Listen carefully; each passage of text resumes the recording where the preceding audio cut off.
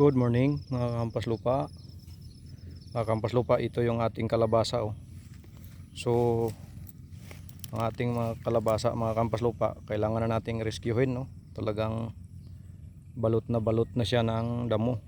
Tsaka yung damo may baging no. Baging ito yung pinakaano pupulupot sa kanya. So shortcut na tayo mga kampas lupa. Ito yung trabaho no. Ito yung trabaho na kailangan talaga nating shortcutin. So ito yung gagawin natin mga kampas lupa oh. Ito yung diskarte natin. Binalot natin ng plastic no. Pagkatapos natin balot ng plastic, ayan, pinlastic na natin, sprayhan lang natin ng herbicide no. Yun lang mga kampas lupa. Maraming salamat. Paki-like, paki-share.